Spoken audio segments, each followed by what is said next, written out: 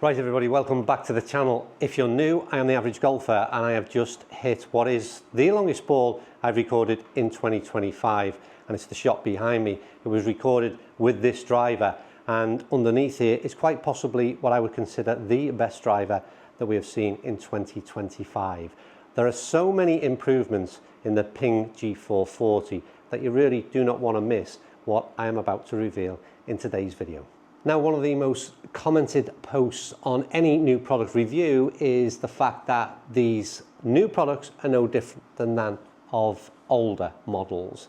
And there is an argument that suggests that, but today I will squash any suggestion that this Ping model is not a vast improvement on previous iterations. And it's really important that we understand what makes this driver so special. Now, on screen for you now are some close-ups of the visuals. We're not going to spend too much time, but essentially we've got a moving weight port which can do as always, which is a draw or fade bias. Today it will be set in a neutral position for me. It's a 10.5 degree driver head. It is the G440 Max, and we'll be playing with a CB Alta 55 gram regular shaft. It's very much the product that will be aimed at the masses. A lot of you will be very much interested in what you see in today's video. And what I can confirm is Ping have ramped it up in terms of the quality of the head cover. We're already off to a flying start. There's a little bit of tech data been on screen for you now in terms of what makes this product manufactured, how it's been put together, but we're going to skip all that bit and we're going to take our first look with TrackMan, see what data is produced, and then we'll take maybe a deeper dive and get out onto the golf course when the snow eventually thaws here in the UK. But for now, let's go and see what produced the longest drive of this year's testing in my hands at least. Here we go. Wow. I was going to say, if that stays straight, that's arguably the longest ball we've hit this year. That is the starting point that you join me on. The longest drive I've hit on camera in 2025. 241 carry. Clubhead speed was definitely up, but the interesting bit again on why these products are so interesting this year is the ability to hit what is the max product, the max driver, which is got plenty of forgiveness in there, the most forgiving in the Ping G440 lineup, and yet we can still achieve incredible ball speeds, launch angles that don't balloon, spin rates that don't balloon, and that is the key as to what makes this potentially the best driver we've seen in 2025. That is a monster.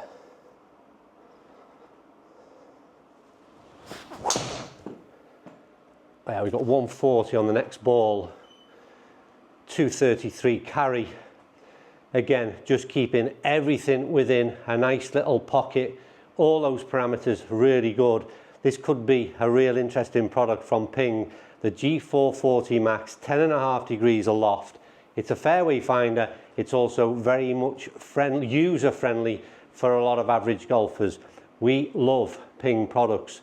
We love the fact that they help us so much, and this could be just that little step further in getting a product that is so user-friendly, so forgiving, but then couple that with ball speeds and low spin.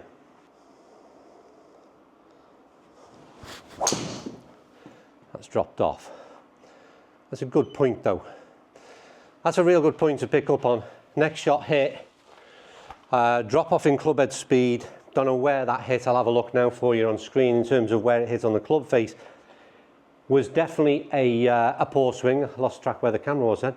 Definitely a poor swing, and well, we'll have a look now where that come out of the club face. But the suggestion is, if you see on the big screen, you can see how that came out of the heel. That's exactly how it felt.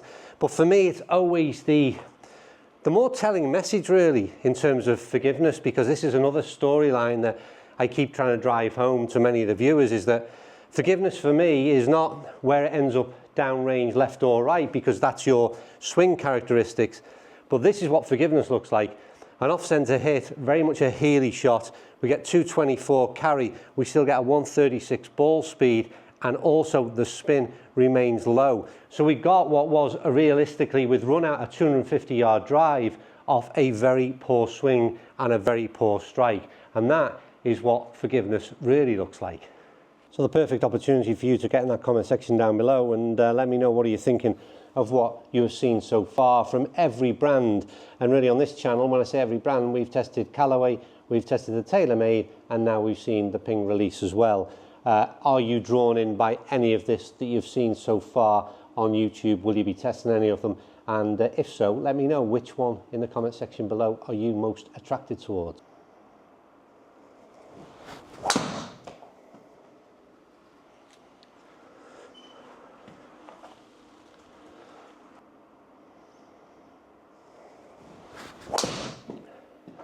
It seemed fast as well, might be turned over slightly now. Again, super impressive, 235 carry. But what surprised me, and I just keep looking at all the numbers because that's the bit to me that's a key interest here. Nothing like what you'd expect to see, certainly with the spin number. Really impressive. The bit I wanted to talk about was two things really. Address. Turbulator thing is always going to be a kind of, I think, perhaps a little bit Marmite in terms of love it or hate it. They still are there, and therefore to me, if Ping are doing, which they would have done, all their research into performance, then they clearly do play the part that Ping have always suggested in terms of that aerodynamics. They've split the crown a little bit. We did see this last year in a couple of the models where front inch or so is a solid black line, and then you've got this kind of checkered element to the back. I like it in address. I like the fact that it's matte. I've always voiced my sort of discontent, if you like, with turbulators, but certainly overlook them in terms of this kind of performance. But then the other notable thing for me is sound and feel. I've always been critical of how harsh and aggressive the sound has been from the Ping drivers, fairway woods, hybrids, etc. Obviously not detrimental to performance, but I think this time around they've really dumbed that down incredibly. It's softened so much. We're in an indoor environment where that noise is normally heightened and sharpened. It sounds so much better. And finally, the other observation is the head cover. Another criticism of mine was ill-fitting head covers, and for a premium product it just wasn't in line with what Ping should be doing, in my opinion. This time around they've changed that significantly. Premium head cover to go on top of a premium driver, fits properly, nice bit of quality, well done Ping. At this moment in time it's very hard to find any negatives. This is hugely positive, and yeah, maybe also a tad surprising at the same time. As ever with these reviews, when we're data led, then we can keep it fairly simple and straightforward. And like I said, we'll get this out on the fairway, and I'd like to get it into the hands of a couple of other golfers and see their opinion, because super impressed.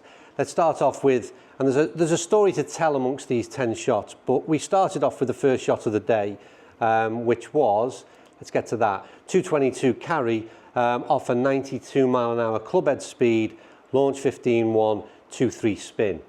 All good numbers.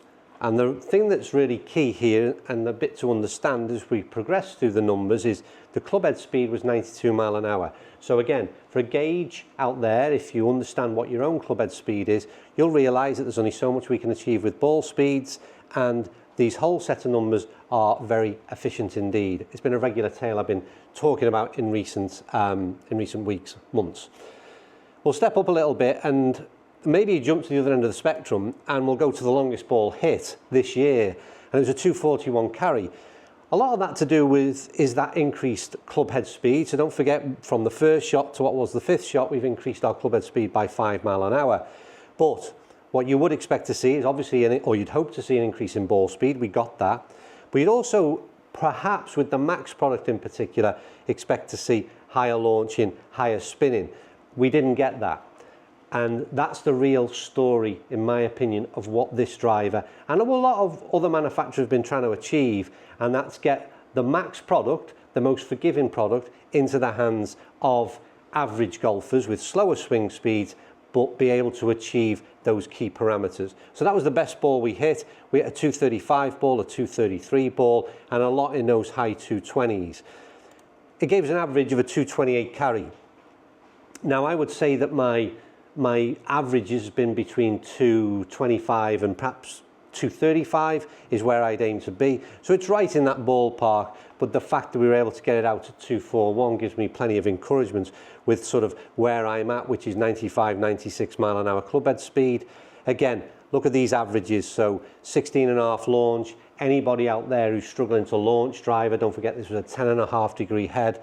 This is a great average without it ballooning. And then, like I said about this spin number, just ramming home that point that it's important that if that spin number starts to creep up to 3,500 revs, which is arguably something that could happen or would have happened with the Max product in the past, then this carry distance becomes far different. So it's that combination. And I said, I think in the intro, that we would sort of demonstrate today why or how driver technology has changed.